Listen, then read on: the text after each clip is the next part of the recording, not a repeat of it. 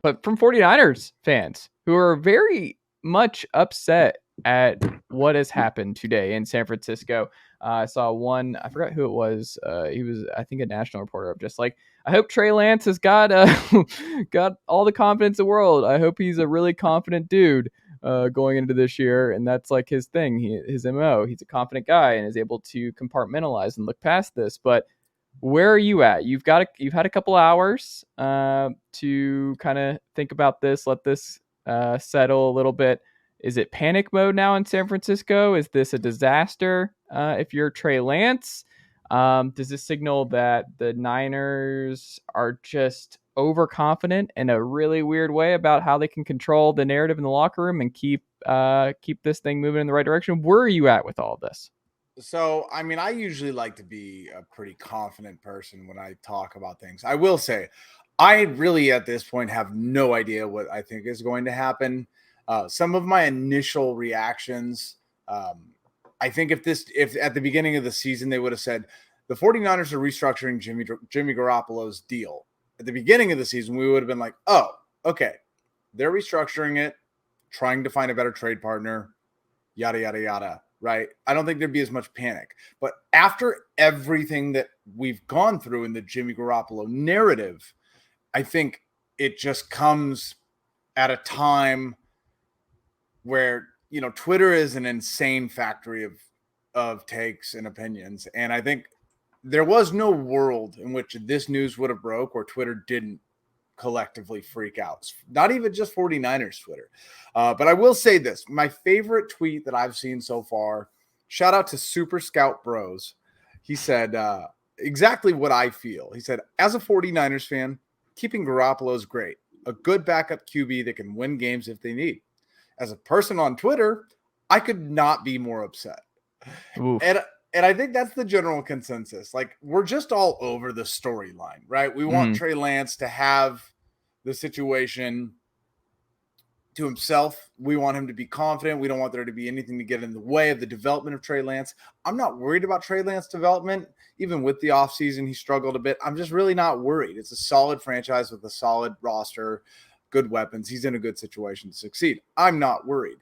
That said, I don't really think people have really, I mean, it's only been a couple hours, but really talked about the fact that, like, he could still be gone in 2 days. Like, he could get traded still. Like, this is now a more palatable Well, there's another part of that. I'm glad you brought up the trade part of it and when he could be traded, because there's a certain week 2 game that John Lynch reportedly does not want to put Jimmy Garoppolo in play for, correct? Yeah, and I mean, like, listen, if that's true, I don't know. I think as a fan, that's hilarious. As a fan, I think I could understand sitting there and thinking that. But like, if the Seattle Seahawks were like, hey, we'll give you a 5th round pick right now, with the roster that they have, with the struggles that they have, with the issues up and down that franchise that they have, if you were really that worried about the Seahawks with that roster, says something very deeply bad about how your team is set up. Because I'm not worried about the Seahawks at all. If you go put if you go put Aaron Rodgers on that, I mean, they had Russell Wilson, right? That's the playoffs last year, right? Like, I'm not worried about the Seahawks. So if that is the case and they're waiting till after to trade him, I don't know, man, that would be weird.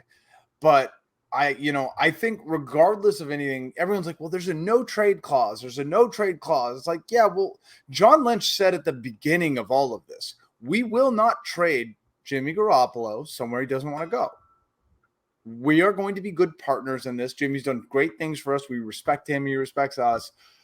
We're not going to screw him over. So, like, the no trade clause doesn't mean anything to me. I think now that this time around, they're like, well, we should probably put that in the clause this time just because. But I think it was a formality. I think there's a 0.00% chance that Jimmy Garoppolo finishes the season on the 49ers. He probably gets traded. Is there a team that will trade for him right now? I don't know, but how many teams last year had QB troubles within the first 4 weeks of the season? Now they have a contract palatable to trade. What do you think, Theo? Do you agree with that sentiment? Yeah, I do. I think like my main takeaway is Jimmy Garoppolo signed his deal 5 years ago or 4 years ago, whatever it was. The situation has changed, right? The contract they agreed to 4 years ago is not perfect to the situation now, and there are better alternatives to both sides. Like this was a lose-lose deal for Jimmy Garoppolo and the 49ers because the cap hit was so big. It was like a $25 million cap hit, which is a substantial amount. But the guarantees were low. So Jimmy Garoppolo, wasn't going to make much money. So neither side should have been happy with the situation going into this year. And now, like Trey Lance, obviously the timing is weird because Trey Lance just is coming off a disappointing preseason game against the Texans. If he would have lit it up that game, scored twice on 2 drives, and then they said, let's shut him down, and this happened, I think people would be able to kind of see this as just an independent move, that Trey Lance isn't, super involved, like that Trey Lance's performance isn't super involved in, but because it's kind of lingering that it wasn't a great performance, people are like, oh, well, maybe he just stinks, But yeah, I think like when Baker Mayfield was in a bad situation on the Browns, he took a pay cut to make sure that he could get traded to a situation where he could be a starter or at least off the Browns. And this isn't an like for one, copy of that situation. But still, it's like, we've seen quarterbacks. They probably told him, we'll cut you. You have no guarantees. We'll cut you if you don't take this pay cut. We're not carrying a $24 million cap hit for a backup quarterback. And we do like you though, and we think you'd be a good backup, and we've seen a lot of success together. So we will bring you back on a deal that is $6.5 million guaranteed, which in the grand scheme of quarterback contracts is not that much. And they also added a potential $9 million, they added $9 million in incentives. So if he were to get traded somewhere, they would inherit those incentives, those playing incentives as well, right?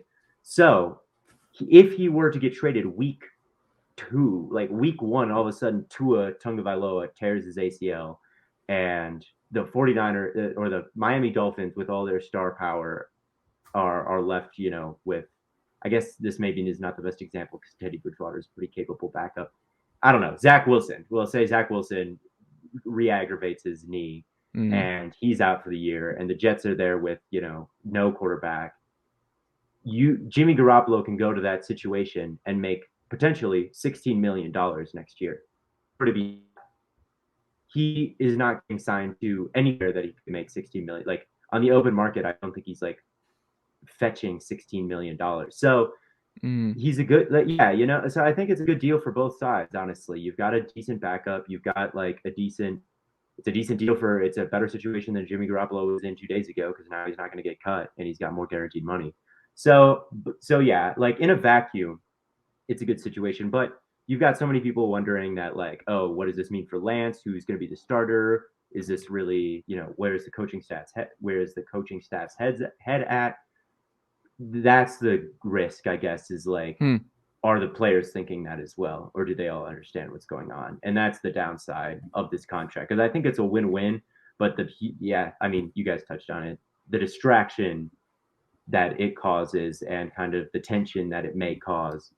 Maybe it's overstated on Twitter, because I think that's a pretty safe bet, but maybe it's not, and maybe there's just a little bit more behind the scenes that we know. But I think that it's a decent deal, and I agree, Evan, that a trade once a quarterback goes down, or maybe the Browns realize, like, man, Jimmy Garoppolo at $6.5 million guaranteed and an $8 million cap hit, we can take that for 1 year and hold over until Watson gets back. Something like that. Like a deal like that is not out of the picture, So I am curious though. I'm curious to, like, does the deal that he signed, right? It's like whatever mil if he is a backup, and however much more if he starts. Does that just carry over to whatever team he goes to? Does that little stipulation? So like if he goes to a team and ends up starting, does that team then have to pay him? Yes. Yeah. Well, we don't know exactly. We don't know exactly what the stipulations is. Do you make a Pro Bowl? Do you just play? I don't know exactly what. But we just know that whatever is in that contract carries over to the next team, right? That's what I'm curious about. Like, is it like, does he start any game period, or like does he have to, so I am curious about that. But also the cap hit is less, even with or without what he does. Right. To get cap hit is still much more palatable than it was before.